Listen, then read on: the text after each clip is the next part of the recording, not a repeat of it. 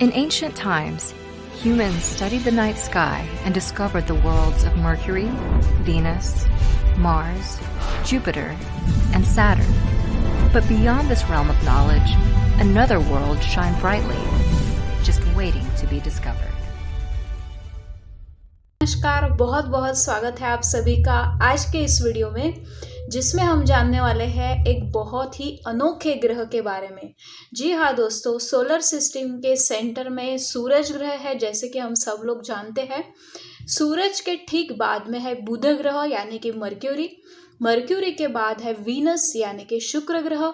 उसके बाद हमारी पृथ्वी है। पृथ्वी के बाद में है मार्स यानी कि मंगल ग्रह।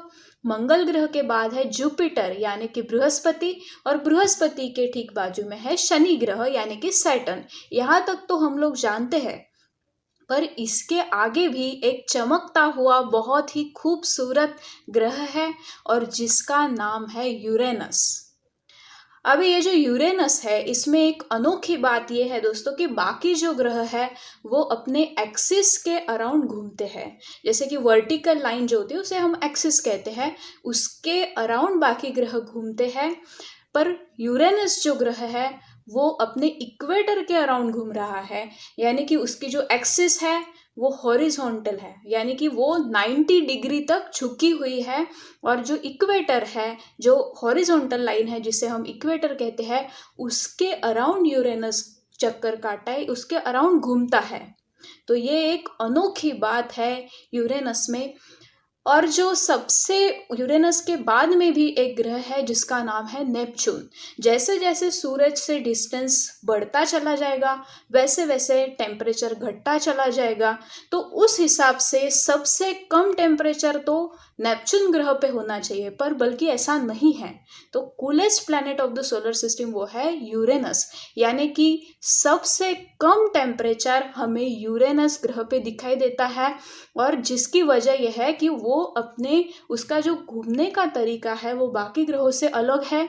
बाकी ग्रह एक्सिस के अराउंड घूम रहे हैं, तो यूरेनस इक्वेटर के अराउंड घूम रहा है। तो अभी कैसा होगा कि बाकी सब ग्रह एक्सिस के अराउंड घूम रहे हैं, पर एक ही ग्रह यदि अकेला अलग तरीके से घूमेगा तो हम लोग क्या बोलेंगे, भैया ये ग्रह में कुछ तो भी अलग है, ये सबसे अलग है। तो ये जो टेंडेंसी है यूरेनस ग्रह की, ये मैंने कुंडली एनालिसिस में भी अपने लिमिटेड एक्सपीरियंस में सही होती हुई मैंने देखी है। यानी कि फॉर एग्जाम्पल, यदि किसी के पहले हाउस में, फर्स्ट हाउस में यूरेनस है, तो फर्स्ट हाउस क्या दर्शाता है, ओवरऑल पर्सनालिटी या फिर थिंकिंग पैटर्न, उसका सोचने समझने का तरीका कैसा है, ये हम लोग फर्स्ट हाउस से देखते हैं। तो यदि फर्स्ट हाउस में यूरेनस की स्थिति बनती है तो ऐसे लोगों की सोच जो होती है, जो विचारधारा होती है, वो सब लोगों से अलग होगी, कुछ हटके होगी। हम देखेंगे कि ये आदमी कुछ अलग ही सोचता है, इसकी सोच कुछ अलग है। अभी वो पॉजिटिव सेंस में भी हो सकती है या फिर निगेटिव सेंस में भी हो सकती है। यानी कि फॉर एग्जांपल ऐसा हो सकता है कि वो आदमी बहुत ही मॉडर्न थिंकिंग वाला हो, बहुत ही आधुनिक सोचता हो, आधुनिक उसकी थिंकिंग हो। और ये भी हो सकता है कि उसकी थिंकिंग इतनी आउटडेटेड हो कि उस पे लोग हंसते हो। तो ये पॉजिटिव या निगेटिव है, इसके लिए तो हमें बाकी ग्रह देखने पड़ेंगे, पर डेफिनेटली वहाँ पे कुछ तो भी अलग हमें देखने को मिलता है। जैसे कि यूरेनस की स्थिति यदि सेकंड हाउस में बनी तो हो सकता है कि फैमिली मेंबर्स कुछ अलग हो, या फिर उसका बोलने का तरीका, कुछ स्पीच, कुछ उसकी आवाज़ जो है वो अलग हो, या फिर सेविंग करने का जो तरीका है, क्योंकि second house also represent saving, वो कुछ अलग हो। वैसे ही यदि 7वें भाव में यूरेनस की स्थिति बनती है तो उसका लाइफ पार्टनर कुछ अलग हो सकता है, अलग सोचने वाला हो सकता है, जिनके अलग एंगल से उनके लाइफ पार्टनर को लोग देखते हो, तो कुछ तो भी अलग हमें ज़रूर दिखाई देगा वहाँ पे। और सिर्फ मेन हॉरोस्कोप की मैं बात नहीं कर रही हूँ, बाकी जो डिविजनल चार्ट्स है, फॉर एग्जांपल नवांशा चार्ट, उसमें भी मैंने ये सही होते हुए देखा है।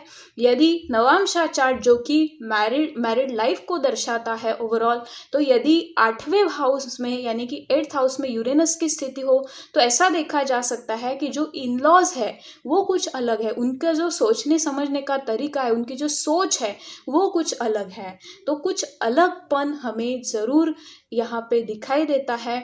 और दोस्तों, 8th हाउस में नॉर्मली यूरेनस की स्थिति अच्छी मानी जा सकती है, क्योंकि यूरेनस कुछ अलग सोचने की हमारी जो एबिलिटी है उसको दर्शा रहा है। तो 8th हाउस हम सबको पता है कि 8th हाउस ऐसी चीज़ों को दर्शाता है जिसके बारे में हम लोग नहीं जानते, जिनके बारे में हम लोग अभी जानना बाकी है, ऐसी चीज़ों को 8th हाउस दर्शाती है। और इसीलिए कुछ इनोवेशन करने के लिए, कुछ रिसर्च करने के लिए, जैसे कि एस्ट्रोलॉजी लाइक सब्जेक्ट्स, इसके लिए यूरेनस की स्थिति 8th हाउस में आमतौर पे अच्छी मानी जाएगी। तो यूरेनस जो है इसको 84 अर्थ ईयर्स लगते हैं सूरज के अराउंड एक चक्कर काटने में। और इसीलिए दोस्तों ये जो बाकी ग्रह है यूरेनस, नेपच्यून, इसके बारे में हम लोग इतना ज़्यादा उनको स्थान नहीं देते, बाकी ग्रह हम लोग ज़्यादा कंसिडर करते हैं, क्योंकि यूरेनस ग्रह का स्टडी करने के लिए भी बाकी ग्रह भी हमें देखने बहुत ज़रूरी है।